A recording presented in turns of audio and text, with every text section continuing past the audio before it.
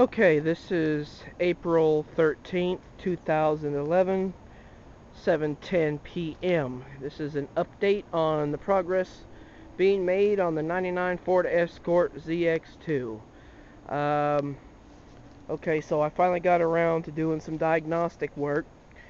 Done a compression test on it, and I discovered that cylinder number 2 there is the weakest, which we've already done a compression test on it. And we know that that's the weakest cylinder, all of about 25 pounds at best.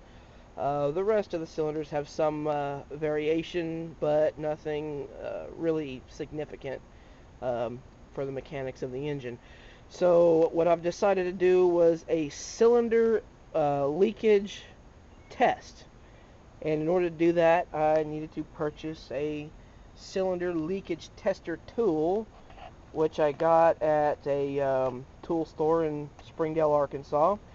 So I've already done the test, but we'll kind of show you again. So basically what you do is you turn this dial all the way counterclockwise, which is already done. Then we need a compressed air source, which is what we have here. We'll connect the compressed air source to our nipple here. Then we'll dial this indicator or this gauge clockwise until this needle goes all the way over to the 0 on the end of that yellow line, indicating that it's not losing any compression, which of course it's not hooked up to the engine yet. We will then connect our output feed from the gauge to our adapter hose going into cylinder number 2. And of course we need a compressed air source, which go all the way down here, and we find not exactly what you would call an ideal compressor for this kind of testing, but we've got compressed air here, ready supply.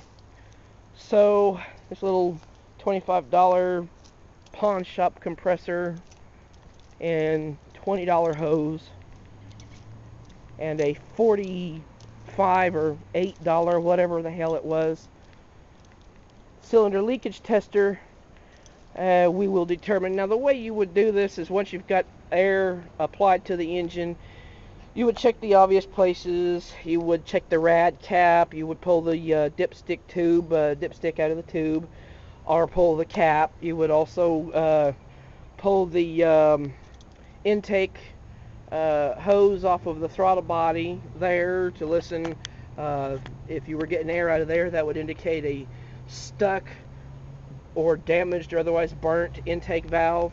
Of course, air coming out of your radiator would indicate a blown head gasket or cracked block or cracked head.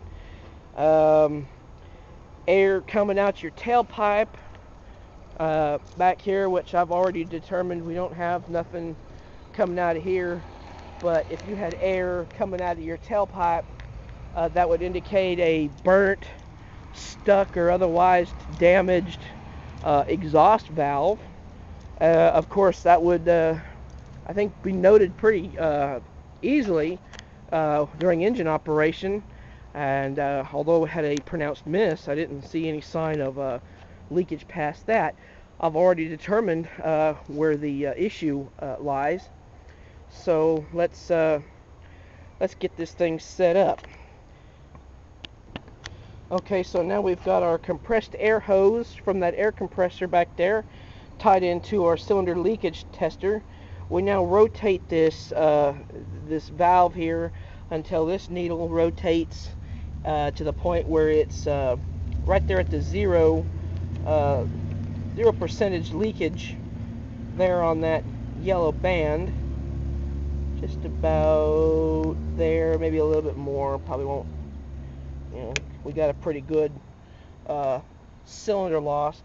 The last thing to do is to connect our output hose here to our input on our cylinder head. I'm going to remove our cap here, and I'm going to get, I don't have a mechanic's stethoscope.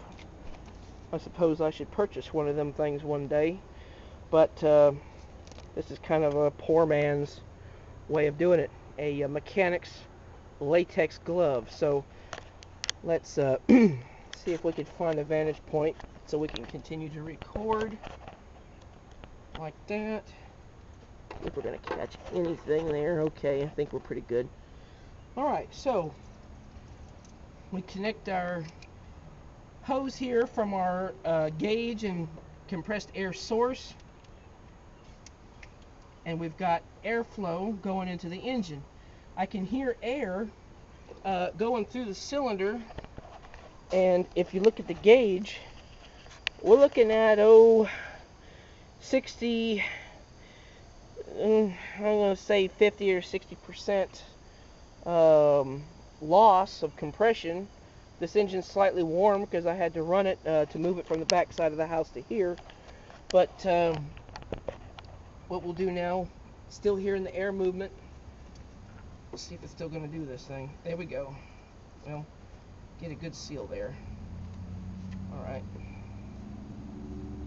And there you go. I'd say the culprit is fairly self-evident. I'm inflating a latex glove, and I'm not even keeping a good seal. If I was to rubber band or zip tie this glove onto this valve cover opening, it would probably inflate this glove just like a balloon. And maybe if I get close enough, I can, well, probably not over traffic, but